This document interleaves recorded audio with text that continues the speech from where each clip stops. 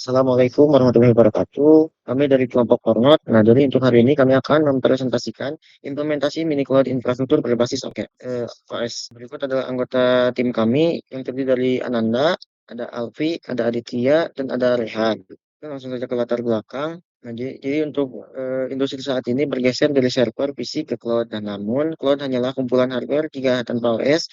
Nah, jadi proyek ini bertujuan mensimulasikan infrastruktur nyata dua tier di Azure untuk membuktikan bagaimana OS bekerja keras di belakang layar untuk mengatur memori dan proses. Nah, berikut adalah topologinya. Nah, jadi untuk alurnya itu dimulai dari user yang mengakses via laptop, lalu request masuk ke Azure, lalu diteruskan ke web server. Nah, jika butuh data, web server akan melakukan query ke database via jalur private sehingga data tidak terekspos di publik. Selanjutnya, sebagai fondasi utama, kami memakai Ubuntu versi 22.04 LTS.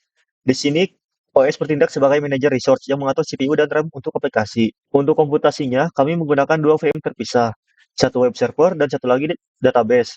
Tujuannya adalah isolasi kernel. Jika web server down karena serangan atau overload, database server tetap aman dan tidak ikut mati. Buat Linux. Selanjutnya, kenapa tidak memakai kontainer? Meski kontainer lebih ringan, kami sengaja memilih VM untuk mendapatkan isolasi kernel secara penuh.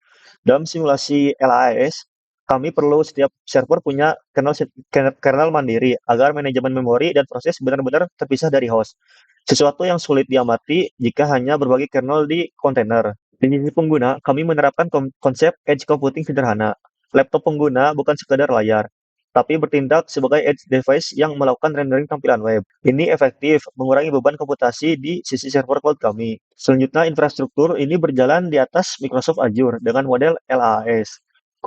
Keuntungan utamanya adalah skalabilitas. Kami bisa menaikkan spesifikasi server kapan saja tanpa perlu membeli hardware fisik baru. Nah, oke, mungkin sekarang bagian saya di sini akan saya jelaskan terkait alur data dan proses ya. Nah, untuk alurnya sendiri di sini ketika ada request masuk, maka Nginx akan memproses terlebih dahulu lalu dikirimkan ke query database via VPN. Selanjutnya akan dikirim ke lalu selanjutnya ya responnya itu dikirim balik gitu. Mungkin untuk alurnya seperti itu. Nah, mungkin untuk mempersingkat waktu juga di sini izin ya kepada operator untuk mematikan terlebih dahulu bagian PPT-nya. Nah, untuk yang pertama mungkin di sini bisa dilihat ya bahwasannya untuk VM web server di sini aman ya, sedang statusnya running juga. Lalu public IP-nya juga ada 4247.148.207. Nah, sentralnya di India. Lalu untuk yang kedua itu VMDB server ya. Untuk VMDB server sendiri di sini aman ya, bisa dilihat sedang running, centralnya juga ada di India location-nya, lalu public IP-nya 20.192.2776 aman. Nah, di sini mungkin untuk scale-nya bisa dilihat ya. Nah, dari kedua server tersebut disambungkan atau dikomunikasikan melalui scale ini. Ada DB server dan web server, nah, seperti itu. Mungkin di sini lalu lanjut saja ke bagian di Termius-nya. Nah, di sini saya akan coba menjalankan scale pada scale status pada web server Azure ya. Di sini bisa dilihat bahwasannya kedua VM baik DB server ataupun web server aman, dan di sini adalah IP private-nya. Lanjut di bagian DB server juga dicoba saya jalankan scale status. Nah, bisa dilihat di DB server juga aman.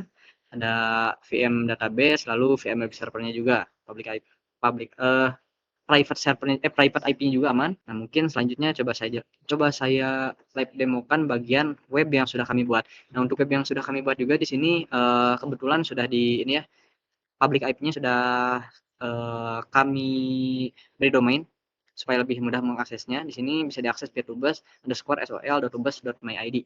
Nah, di sini mungkin untuk konfigurasi database-nya menggunakan IP yang ada di Telskal tadi, yang 172.232.22 gitu. Usernya mahasiswa, passwordnya di encrypt, database-nya testing tubes. Nah, statusnya juga aman. Kita coba buat tabel, berhasil. Nah, untuk informasi server webnya sendiri bisa dilihat di sini ada PHP version, server software, server hostname, server IP, dan current time. Dan di sini server softwarenya menggunakan Nginx ya tentunya. Lalu bagian overview data di sini ada dari tabel yang tadi dibuat ternyata sudah ada data user ya satu, lalu data terbarunya bisa dilihat.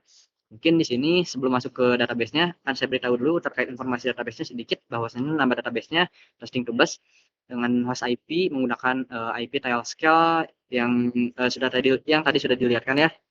yang DB server di sini ada 172.232.22, portnya 3306, tabelnya ada 1, size-nya bisa dilihat, charsetnya juga dan collection-nya juga. Di sini akan coba saya demokan create data. Contoh Raihan menggunakan adminexample.com, tambah data. Nah, di sini data berhasil ditambahkan ya. Lalu bisa kita lihat di tabel muat data. Di sini bisa dilihat ada 2 data ya. Di sini ada Nanda, ada Raihan. Nah, di sini juga teman-teman bisa melakukan edit data dan hapus data. Nah, mungkin di sini akan saya demokan bagian hapus datanya saja. Oh, data berhasil dihapus, muat data lagi. Nah, data berhasil dihapus. Nah, sebelum ke akhir mungkin saya akan melihatkan sedikit terkait tadi ya domain tugasnya. Nah, di sini sudah untuk public IP dari web servernya sendiri sudah ditambahkan di domain ya, menggunakan tugas.sql. Jadi bisa diakses via domain secara langsung untuk webnya. Nah, mungkin untuk live demonya dicukupkan sekian. Saya kembalikan kepada operator, Mangga. Baik, selanjutnya saya akan menjelaskan mengenai analisis sistem operasi. Dari monitoring kami menemukan scheduling, itu OS menggunakan CFS scheduler untuk membagi satu vCPU ke engine X dan sistem tanpa lag. Yang kedua, resource, karena RAM terbatas, OS aktif menggunakan swap memori ke disk. Yang ketiga itu virtualisasi, itu isolasi kernel membuat VM database tetap aman meski web server memiliki load tinggi. Di bagian refleksi pada kendala nyata menggunakan VPN Tailscale. Dan untuk di refleksi selanjutnya itu kendala terbesar kami adalah mengamankan koneksi database.